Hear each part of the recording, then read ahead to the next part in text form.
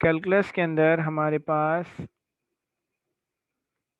Total 4 chapters आ रहे हैं, chapter 1, 4, 5 and 6। Calculus की बहुत ज़्यादा अहमियत है सेकेंड ईयर के अंदर भी, इनफैक्ट आपके आगे के करियर के अंदर भी। यूनिवर्सिटीज़ में भी आपको अगर कैलकुलस नहीं आती तो आप इंजीनियर नहीं बन सकते। इनफैक्ट बीबीए वालों को भी कैलकुलस पढ़ाई जाती है, लेकिन इतनी ज़्यादा नहीं पढ़ाई जाती, लेकिन उनको भी पढ़ाई जाती है। तो कैलकुलस पढ़ना तो मस्ट है आपके लिए अगर आपको बैचलर्स करना है किसी भी चीज़ के अंदर, क्योंकि अगर यूनिवर्सिटी में जाएंगे तो पहला कोर्स ही कैलकुलस का है हर इंजीनियरिंग के अंदर। चैप्टर नंबर 4 से हम बात को स्टार्ट कर रहे हैं, जिसका नाम है डिफरेंशियबिलिटी, जिसको हम डिफरेंशिएशन भी कहते हैं। डिफरेंशिएशन का मतलब बेसिकली क्या है यहाँ पे, और इसका इस्तेमाल क्यों किया जाता है। बेसिकली डिफरेंशिएशन जो है वो आपको क्या बताती है, किसी भी चीज़ के अंदर क्या चेंज आ रहा है। सही है, बहुत छोटा चेंज, बहुत स्मॉल चेंज इंटीग्रेशन हम डिफरेंशिएशन हमें बताती है कि वो चेंज क्या आ रहा है। मिसाल के तौर पे इसका कॉन्सेप्ट बिल्ड ऐसे हुआ कि आपके पास एक बॉल है, उस एक साइंटिस्ट ने क्या करा कि इसको मतलब डिफरेंशिएशन को ड्राइव करने के लिए उसने क्या करा, उसने कहा कि भाई एक बॉल है, इसको मैं एक हाइट से गिरा रहा हूँ नीचे। हाइट से बॉल को गिराया, ये ग्राउंड सरफेस पे बॉल आ गई।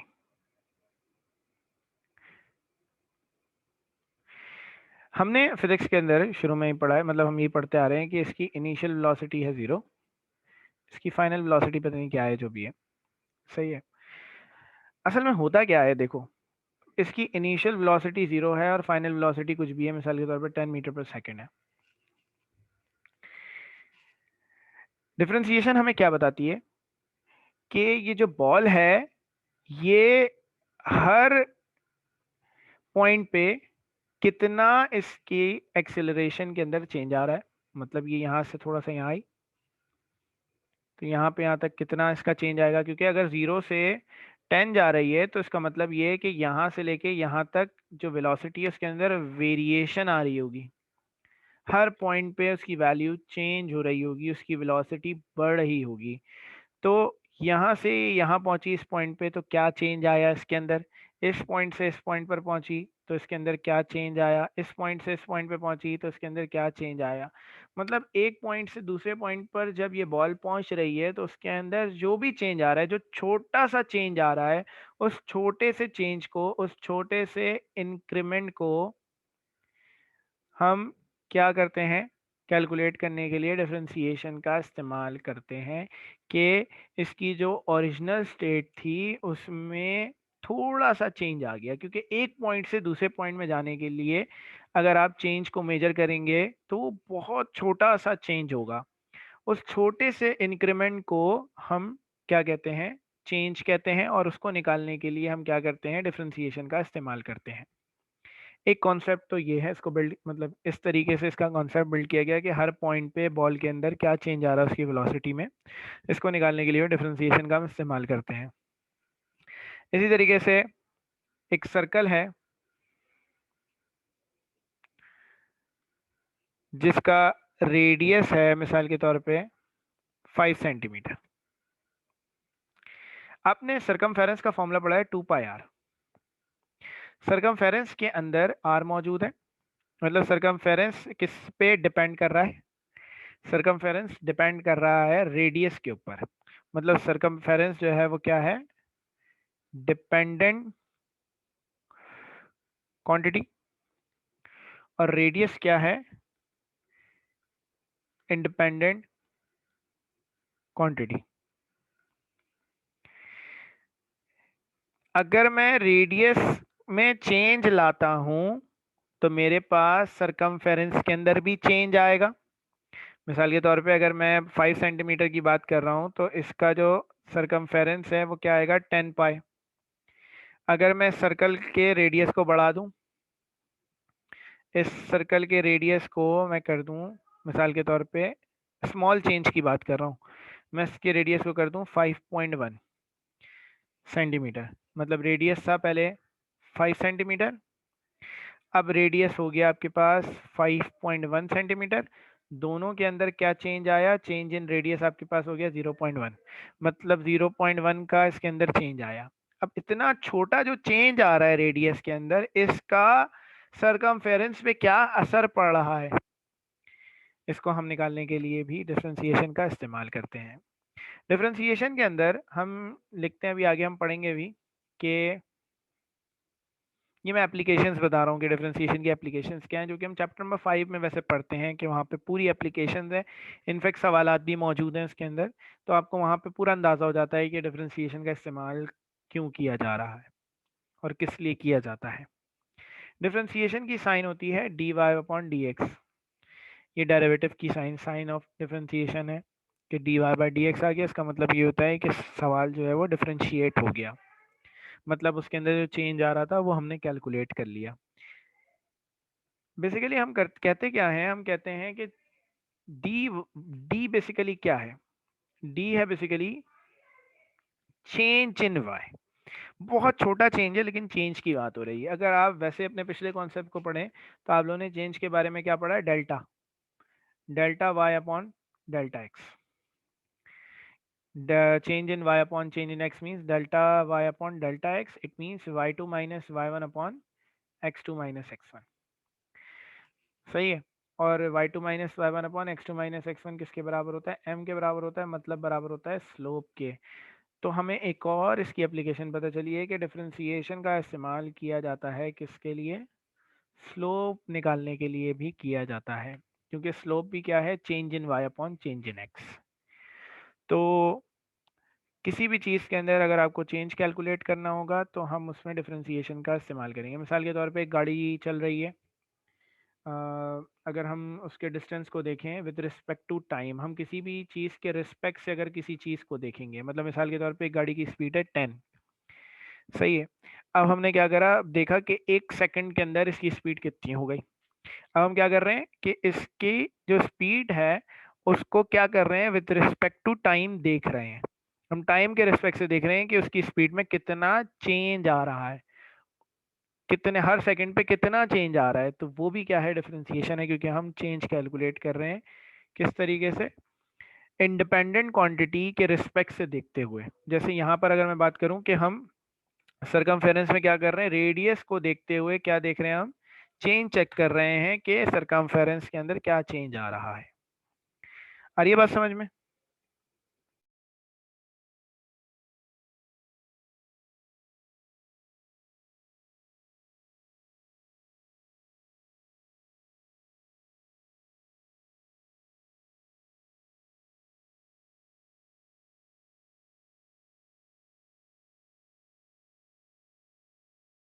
आपको भी क्लियर है आमना बेटा?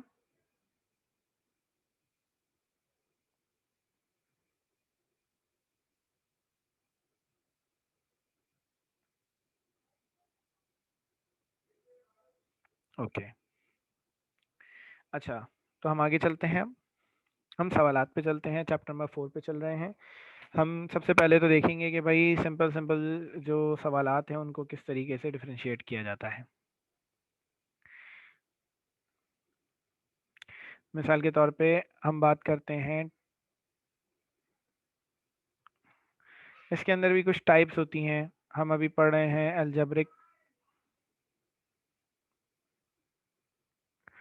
अलजेब्रिक फंक्शंस को पढ़ रहे हैं हम, जिसमें एक्स और वाई आ जाए, सही है। मिसाल के तौर पे मेरे पास y बराबर है x की पावर 5 के, मुझे इसको डिफरेंशिएट करना है। डिफरेंशिएशन के कुछ रूल हैं, जो बेसिक रूल्स हैं वो लिख रहा हूँ। सबसे पहले multiply by the power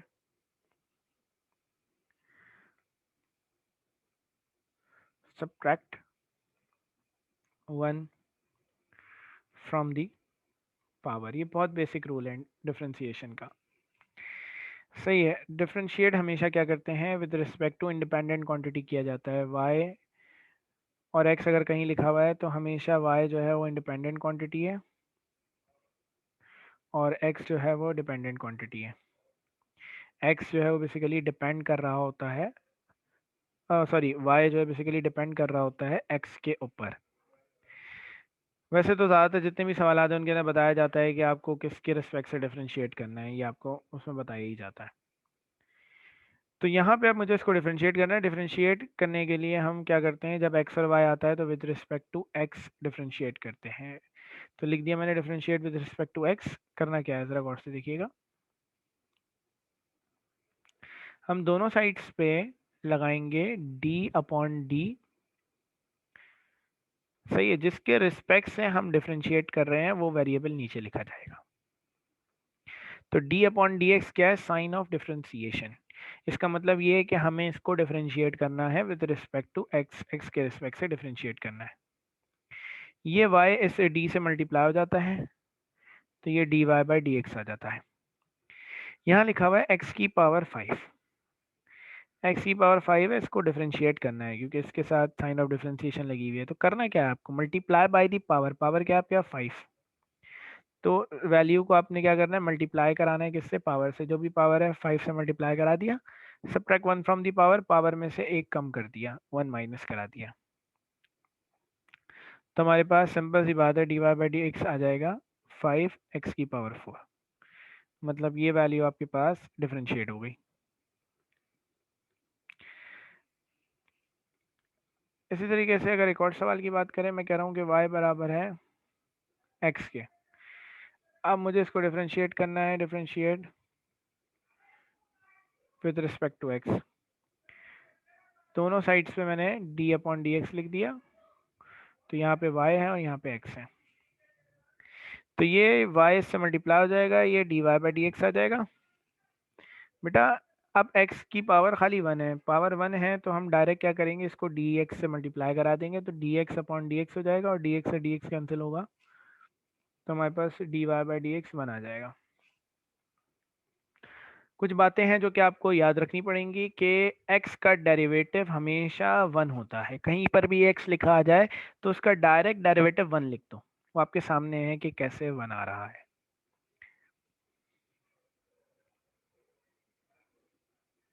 y बराबर है x की पावर 3 अपॉन 2 के। अब मुझे इसको डिफरेंशिएट करना है, differentiate with respect to x। तो दोनों साइड्स पे d अपॉन डी एक्स आ जाएगा। तो ये dy बाई डी एक्स हमारे पास बराबर आएगा, x की पावर 3 अपॉन 2 लिखा हुआ है, multiply by the power, power जो भी है उससे मल्टीप्लाई करा दो। 3 अपॉन 2 से इसको मल्टीप्लाई करा दिया, subtract 1 from the power, power में से 1 माइनस करा दिया। dy बाई डी एक्स हमारे पास आ गया 3 अपॉन 2, एक्स की पावर 3 अपॉन 2 माइनस 1, 3 अपॉन 2 में से 1 माइनस कराया, कैलकुलेटर से डायरेक्ट भी करा सकते हैं। तो आपके पास ये 1 अपॉन 2 आ गया, मतलब आपके पास इसका डेरिवेटिव ये आ गया। दूसरी बात करें, अगर मेरे पास लिखा हुआ है y बराबर है 2 के, 2 क्या है, एक कांस्टेंट है। अब यहाँ पे मैं with respect to x differentiate कर रहा हूँ, x तो लिखा हुआ ही नहीं है। मैं ये कह सकता हूँ कि यहाँ पे 2 के साथ x की पावर 0 लिखा हुआ है, क्योंकि किसी भी वेरिएबल की पावर 0 1 के बराबर होती है। तो मैं दोनों साइड्स पे अगर d अपॉन डी एक्स लगा दूँ यहाँ पे, तो 2x की पावर 0। देखो डिफरेंशिएशन का कोफिशिएंट पे कोई असर नहीं होता, नंबर पे कोई असर नहीं होता। कोफिशिएंट आपको पता ही है, जो वेरिएबल के साथ वैल्यू लिखी हुई है। तो 2 यहाँ पे कोफिशिएंट है x की पावर 0 का, तो 2 बाहर निकाल दिया, बचा क्या x की पावर 0। अब x की पावर 0 को डिफरेंशिएट करना है, 2 आपने एज इट इज लिखा, x की पावर 0 को डिफरेंशिएट करने का मतलब क्या है, multiply by the power, power क्या है 0। तो इस वैल्यू को आपको मल्टीप्लाई कराना है किससे, 0 से, और सबट्रैक्ट 1 फ्रॉम दी पावर, 1 कम कर दिया। तो d Y by D x हमारे पास क्या आएगा, 0 ही आएगा। तो आपके पास क्या बात समझ आ रही है कि कांस्टेंट का डेरिवेटिव क्या होता है, 0 होता है। एक मिनट,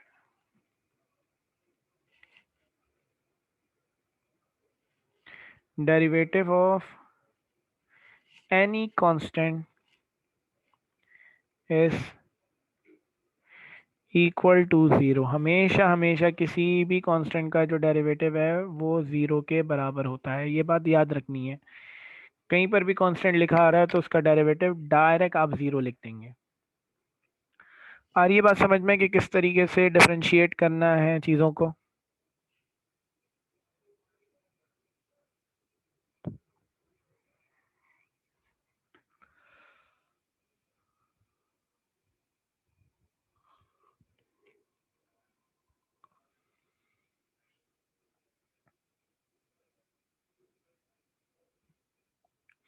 डिफरेंशिएशन कैलकुलस का ये है कि बस प्रैक्टिस बहुत ज़्यादा करनी होगी आपको, हर सवाल की फ़ौरन फ़ौरन प्रैक्टिस करनी होगी, क्योंकि हम यहाँ पे डिफरेंट टाइप्स पढ़ेंगे कैलकुलस की, मतलब इसकी डिफरेंशिएशन की। इसी तरीके से इंटीग्रेशन में भी बहुत अलग अलग टाइप्स हैं, तो उसमें बच्चा ये होता है कि कंफ्यूज हो जाता है इतनी सारी टाइप्स पढ़ के।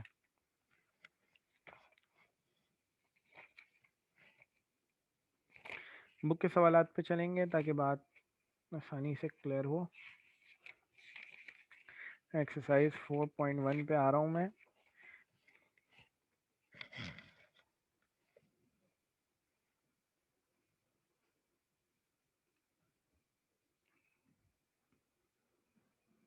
एक्सरसाइज 4.1 क्वेश्चन नंबर 2 पार्ट 1 लिखा हुआ है p x is equal to, अब यहाँ वाई नहीं लिखा हुआ है, यहाँ पी एक्स लिखा हुआ है, x cube minus 4x² plus 3x plus 1। कहा जा रहा है find the derivative of the following polynomial functions at any point of real numbers. मतलब इसका बस आपको डेरिवेटिव निकालना है। तो बेटा यहाँ पे वेरिएबल x दिख रहा है तो हम इसको डिफरेंशिएट करेंगे विद रिस्पेक्ट टू x। तो यहाँ पे दोनों साइड्स पे d अपॉन डी एक्स आ जाएगा, 2x³ minus 4x² plus 3x plus 1। बेटा अगर y के साथ d अपॉन डी एक्स आता है तो उसको हम dy बाई डी एक्स लिखते हैं। अगर d upon D x function f of x के साथ आता है तो हम इसको लिखते हैं f डैश x। अगर पी एक्स के साथ आएगा d अपॉन डी एक्स तो हम इसको लिखेंगे p डैश x। तो डैश का मतलब ये है इसका डेरिवेटिव। तो यहाँ पे आपके पास पी एक्स लिखा हुआ है तो डी अपॉन डी एक्स लिखा हुआ है इसके साथ, इसलिए हम कर देंगे इसको पी डैश एक्स। ये डी अपॉन डी एक्स इन सबसे मल्टीप्लाई होगा, सारी वैल्यूज के साथ अलग अलग आ जाएगा। D upon D x of 2x³ D upon D x of 4x² D upon D x of 3x and D upon D x of 1, सारी वैल्यूज के साथ अलग अलग आ गया डी अपॉन डी एक्स। ये 2 यहाँ से बेटा 2 कोफिशिएंट है, कोफिशिएंट पे डिफरेंशिएशन का कोई असर नहीं होता, 2 बाहर आ गया, D upon D x of x³। 4 यहाँ पे कोफिशिएंट है, इसका डिफरेंशिएशन का कोई असर नहीं है, तो D upon D x of x²। 3 बाहर आ गया, D upon D x of x और D upon D x of 1। अब क्या होगा बेटा, वही रूल अप्लाई होगा, multiply by the power, power क्या है 3, 3 मल्टीप्लाई हो जाएगा आगे, 3 2 6, पावर में से एक कम कर देंगे तो 3 माइनस 1। फिर उसके बाद आपके पास लिखा हुआ है ये 2, मतलब मल्टीप्लाई बाय दी पावर 2 जाके इससे मल्टीप्लाई होगा तो हमारे पास आ जाएगा 8, सबट्रैक्ट 1 फ्रॉम दी पावर, 2 में से 1 माइनस करा देंगे, ये हो गया 3। x लिखा हुआ है बेटा, x का डेरिवेटिव मैंने आपको बता दिया कि 1 होता है। 1 लिखा हुआ है बेटा, 1 कांस्टेंट है, कांस्टेंट का डेरिवेटिव हमेशा 0 होता है। तो p dash x is equal to 3x² minus 8x plus 3। तो ये हमारे पास इस सवाल का डेरिवेटिव आ गया।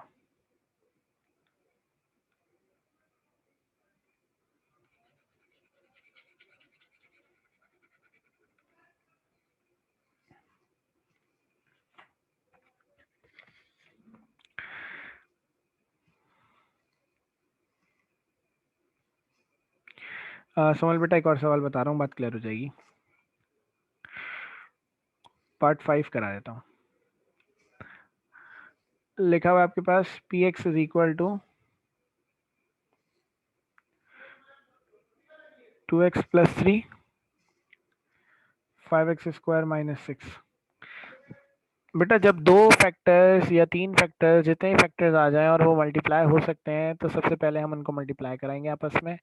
ये से मल्टीप्लाई होगा तो 10x³ हो जाएगा, ये 2x इससे मल्टीप्लाई होगा तो ये 2 6 12x, ये 3 से मल्टीप्लाई होगा तो 3 5 15x², 3 मल्टीप्लाई होगा 6 से तो 3 6 18। इसको अरेंज करेंगे, ये हो जाएगा हमारे पास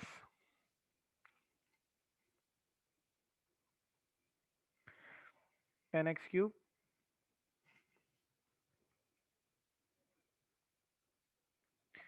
प्लस का 15x² माइनस का 12x माइनस का 18। मुझे इसको डिफरेंशिएट करना है विद रिस्पेक्ट टू x। तो मेरे पास यहाँ पे दोनों साइड्स पे d/dx आएगा,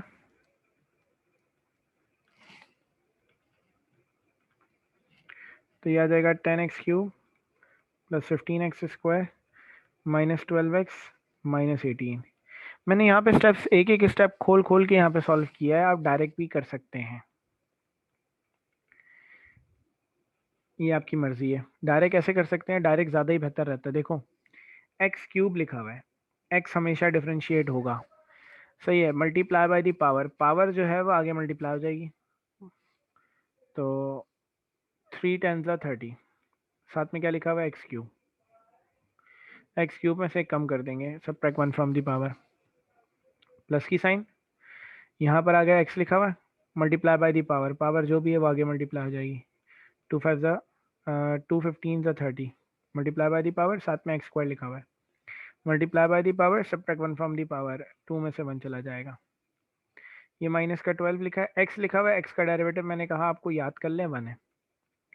18 क्या है, एक कांस्टेंट है, कांस्टेंट का डेरिवेटिव याद कर लें कि क्या है, 0 है। तो आपके पास p-x is equal to 30x² plus 30x minus 12 आ जाएगा रिजल्ट।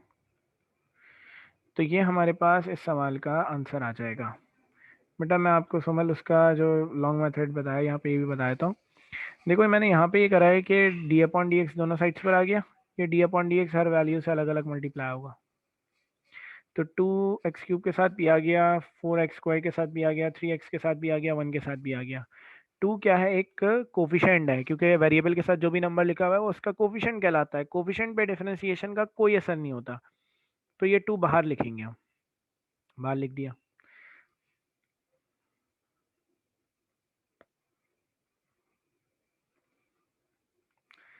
ये 4 कोफिशिएंट है, ये बाहर लिख दिया हमने, तो ये बाहर आ गया। ये 3 कोफिशिएंट है, ये बाहर लिख दिया हमने, 3 बाहर आ गया। 1 एज इट इज लिख दिया। अब बेटा x³ डिफरेंशिएट हो रहा है, इसकी पावर क्या है, 3, multiply by the power, multiply by the power means 3 multiply होगा 2 से, तो 3 2 6, और जो पावर 3 है इसमें से 1 माइनस करा देंगे, ये सबट्रैक्ट 1 फ्रॉम दी पावर। यहाँ पर आ गया मल्टीप्लाई बाय दी पावर, मतलब 2 मल्टीप्लाई होगा 4 से, तो 2 4 8, 2 में से 1 कम कर देंगे तो 2 की पावर x की पावर 2 माइनस 1। x लिखा हुआ है बेटा, x का डेरिवेटिव मैंने बताया 1 होता है। 1 क्या है, एक कांस्टेंट है, एक नंबर है, इसका डेरिवेटिव क्या होगा, 0, मतलब जहाँ पे x नहीं है उस वैल्यू का डेरिवेटिव 0 होगा। तो हमारे पास ये इसका डेरिवेटिव आ गया।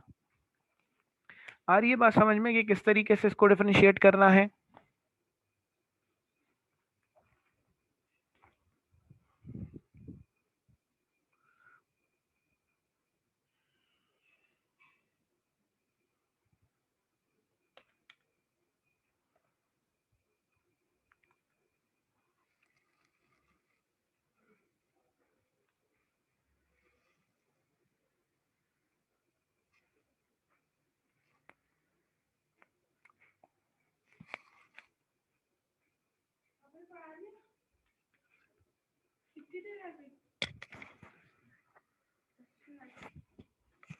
तुम लोग खा लो।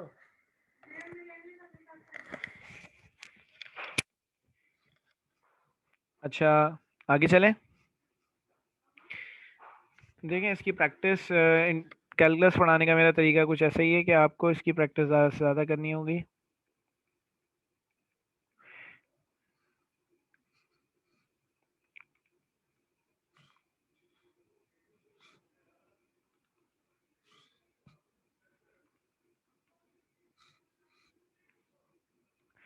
ये सारे पार्ट्स होमवर्क में करने हैं आपको। आगे चलते हैं हम।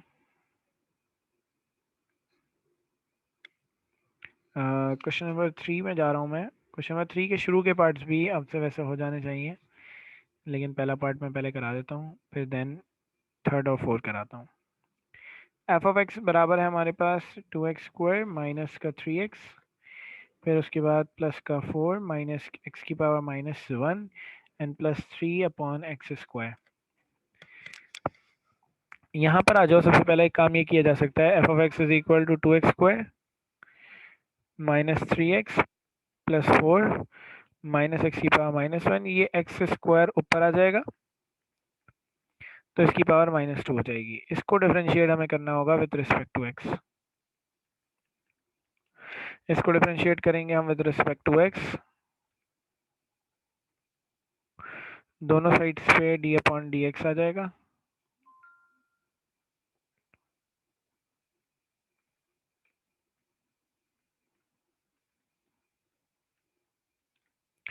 तो एफ ऑफ एक्स के साथ डी अपॉन डी एक्स लिखा हुआ है, तो ये हो जाएगा f dash x is equal to. अब बेटा होगा क्या कि ये जो साइन ऑफ डिफरेंशिएशन है, आप इनको अलग अलग मल्टीप्लाई भी करा सकते हैं और डायरेक्ट भी इसको सॉल्व कर सकते हैं। डायरेक्ट ऐसे कर सकते हैं कि मल्टीप्लाई बाय द पावर 2 है, ये मल्टीप्लाई हो जाएगा इससे, तो 2 टू द 4। जो पावर है उसमें से एक कम कर देंगे, मतलब सब्ट्रैक्ट 1 फ्रॉम द पावर, 2 में से 1 माइनस हो गया, ये माइनस की साइन आ गई। ये पावर 1 है तो मल्टीप्लाई बाय दी पावर करने की ज़रूरत है नहीं, क्योंकि मैंने आपको बताया है कि x जहाँ लिखा हुआ है उसका डेरिवेटिव 1 होगा, तो माइनस का 3 आ गया और x की जगह 1। 4 के साथ कोई वेरिएबल नहीं है, 4 के साथ x नहीं है, तो इसका डेरिवेटिव क्या हो जाएगा 0। यहाँ पर आ जाओ बेटा, यहाँ पर जो है ना वो पावर है -1, मतलब लिखा हुआ है -x और उसकी पावर -1, तो multiply by the power minus का 1 इससे मल्टीप्लाई होगा, तो ये हो जाएगा minus minus plus x. Multiply करा दिया पावर से, multiply by the power, subtract 1 from the power. Power में से एक माइनस कराना है, तो पावर में से पावर में क्या लिख देंगे -1। यहाँ पर आ जाओ, माइनस का 2 लिखा हुआ है, multiply by the power minus का 2 से मल्टीप्लाई होगा, 3 टू द 6 माइनस का, subtract 1 from the power -2 power है, इसमें से एक कम कर देंगे, तो f dash x is equal to 4x -3, 0 हट गया, ये हो गया x की पावर -2 -6 x की power -3।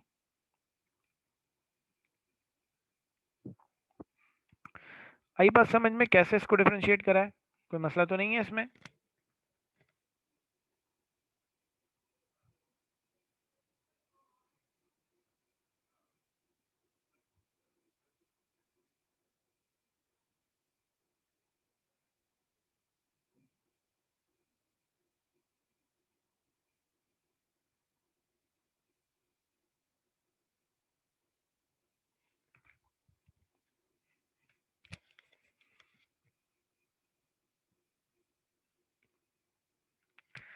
Now we are moving towards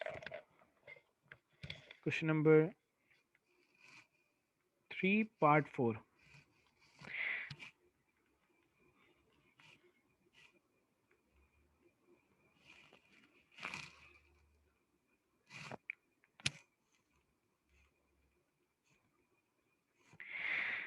वैसे जब सवाल फ्रैक्शन में होता है तो उसको सॉल्व करने के लिए एक फॉर्मूला लगाया जाता है,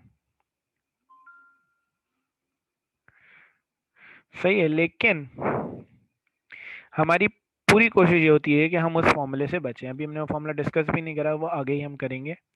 इस सवाल में हम फॉर्मूले से बच सकते हैं। कैसे बच सकते हैं? सवाल में आप एलसीएम ब्रेक कर सकते हैं। सबसे आसान काम यहाँ पर ये है कि आप यहाँ पे एलसीएम ब्रेक कर दें,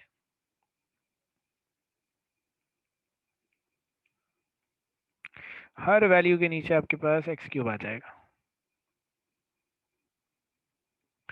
एक्स क्यूब से एक्स क्यूब कैंसिल हो जाएगा तो 2 आ जाएगा। यहाँ पे एक्स स्क्वायर से ये कैंसिल हो जाएगा एक, तो ये आ जाएगा 3 अपॉन एक्स। ये एक्स से ये कैंसिल हो जाएगा तो ये आ जाएगा 4 upon x square -2 upon x cube.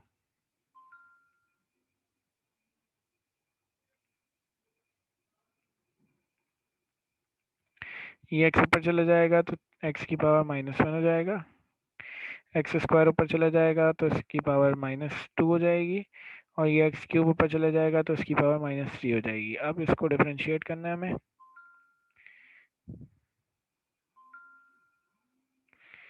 Differentiate with respect to x, दोनों साइड पे डी अपॉन डी एक्स आ जाएगा।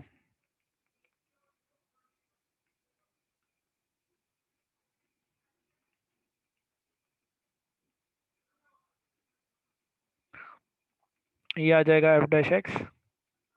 बेटा 2 क्या है, कांस्टेंट, कांस्टेंट का डेरिवेटिव होता है 0।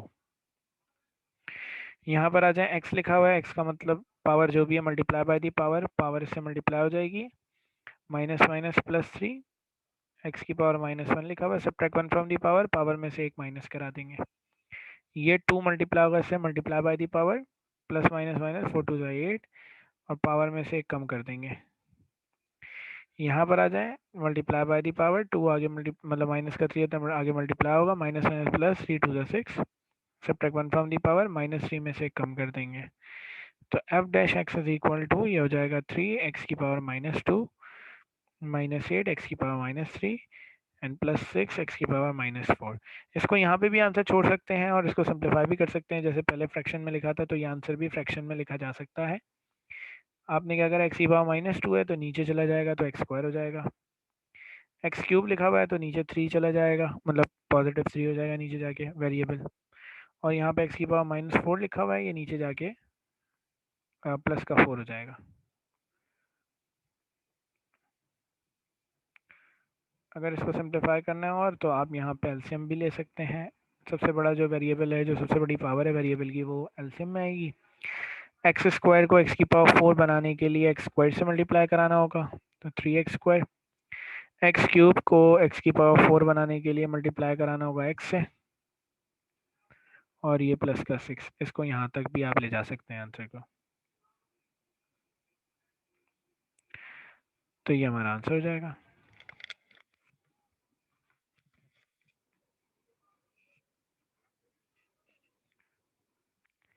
कोई मसला, कोई टेंशन, कोई परेशानी?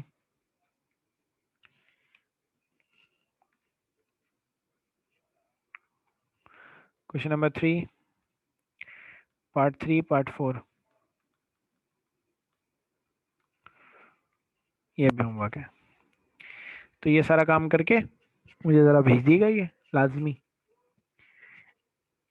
और कोई चीज़ मतलब कोई आंसर समझ ना आए तो वो मुझसे डिस्कस कर लीजिएगा। कल इंशाल्लाह इसी टाइम पे हम क्लास लेंगे।